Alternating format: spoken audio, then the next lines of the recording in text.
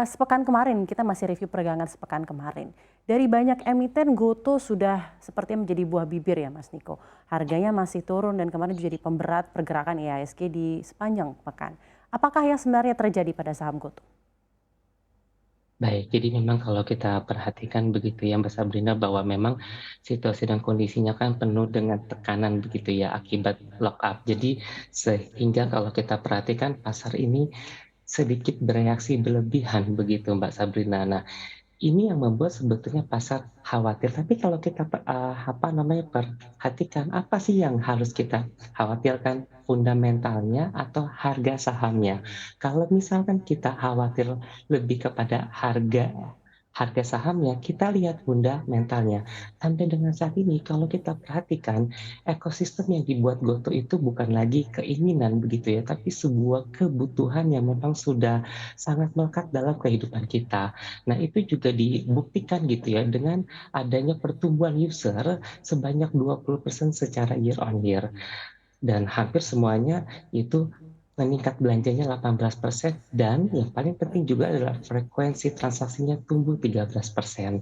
Hal ini ujung-ujungnya itu kalau kita perhatikan menyebabkan GTV-nya tumbuh 33%. Nah, kalau kita perhatikan adalah bahwa memang dengan fundamental yang sangat baik ini sebetulnya kalau kita perhatikan memang tidak harus harga harga saham itu inline dengan fundamental perusahaannya. Jadi kalau kita perhatikan fundamental perusahaannya baik-baik aja, prospek bisnisnya juga masih sangat baik. Jadi apa yang kita masih khawatirkan berarti ada peluang begitu ya. Selama memang fundamental perusahaannya baik, penurunan harga saham hanya akan membuatnya kian ciamik, kian menarik untuk kita perhatikan begitu ya. Karena kalau kita perhatikan, kapan lagi kita bisa punya saham ekosistem leading digital tapi dengan harga yang sangat murah begitu. Nah, ini yang menjadi perhatian Mbak Sabrina.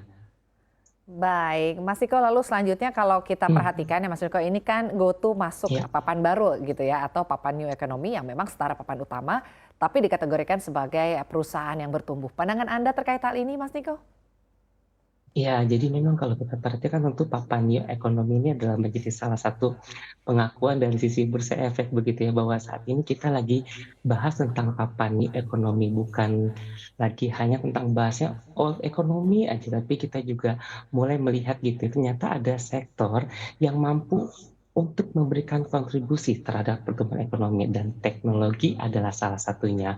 Karena kalau kita perhatikan begitu ya, bahwa sampai dengan saat ini kan selalu ada yang namanya perdebatan begitu ya, old economy, yang new economy, tapi kalau kita perhatikan bahwa ternyata dunianya berubah dan bursa suka atau nggak suka juga harus ikut mengakomodir itu. Dan kalau kita perhatikan tentu saja ini menjadi salah satu sentimen yang positif begitu ya, khususnya dari bagi saham-saham yang ada di sektor teknologi begitu. Karena kalau kita perhatikan juga bursa berarti mengakui bahwa sektor new economy itu nyata dan mampu untuk memberikan kontribusi terhadap pertumbuhan ekonomi. Nah, juga yang mesti kita perhatikan bahwa kita mesti lihat juga karakter papan new ekonomi ini kan pertumbuhan pendapatannya tinggi, mampu menciptakan inovasi gitu ya, meningkatkan juga produktivitas, dan yang paling penting adalah mampu untuk memberikan kemanfaatan sosial. Nah, ini yang kita perhatikan menjadi salah satu poin positif juga, khususnya bagi saham-saham yang masuk ke dalam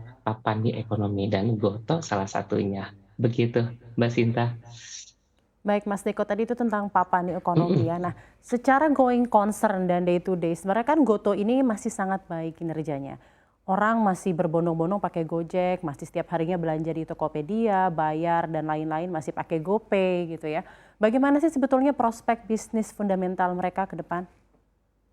Ya, kalau kita perhatikan bicara secara prospek bisnis, tentu masih sangat menarik. Prospek bisnisnya jelas begitu ya. Kenapa? Karena kalau kita perhatikan sampai dengan sini cukup banyak perusahaan teknologi, tapi yang punya ekosistem lengkap seperti GoTo dari hulu ke hilir itu bisa dihitung pakai tangan. Bahkan mungkin bisa kita katakan gitu ya, bahwa GoTo merupakan salah satu yang terlengkap saat ini. Mulai dari Tokopedia, ada Gojek, ada Artonya juga. Belum lagi ada Elektrum yang menyusul nanti begitu ya.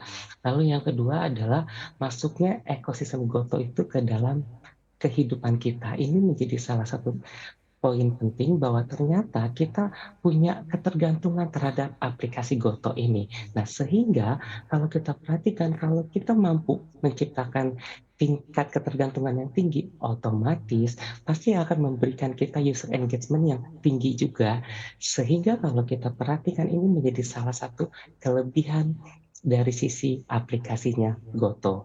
Dan juga yang kami cukup senang begitu ya kalau kita bicara tentang Gotoh gitu, Gotoh itu nggak pernah berhenti yang namanya memberikan inovasi begitu ya, bahwa ternyata dia dia tetap membuat gitu ya, menciptakan ekosistem yang baru, tapi tetap menambahkan nilai terhadap ekosistem yang udah ada. Nah, ini menjadi salah satu kunci penting bahwa perusahaan teknologi ya harus terus beradaptasi, bergerak maju, dan menciptakan ekosistem yang saling melengkapi di masa yang akan datang.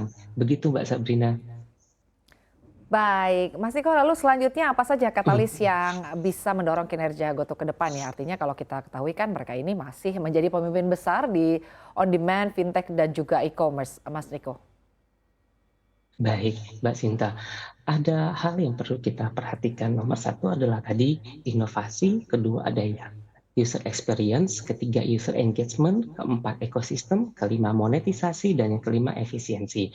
Nah, kalau kita perhatikan inovasi tadi sudah, bahwa GoTo terus mengembangkan begitu ya ekosistemnya dengan menciptakan sesuatu yang baru dan menambahkan nilai bagi yang sudah ada.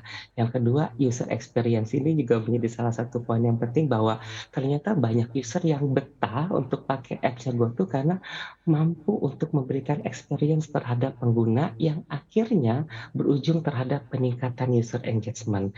Yang ini artinya nantinya akan membantu gitu ya GoTo untuk mencetak profitabilitas lebih cepat pastinya. Nah, tidak hanya itu saja kalau kita lihat monetisasi sudah erat semakin digiatkan oleh GoTo begitu ya, untuk bisa mendapatkan income lebih cepat sehingga fokusnya jelas begitu ya, bahwa memang kalau kita perhatikan perusahaannya rugi, tapi kan nggak selamanya, bahwa itu adalah sesuatu yang harus kita terima di awal.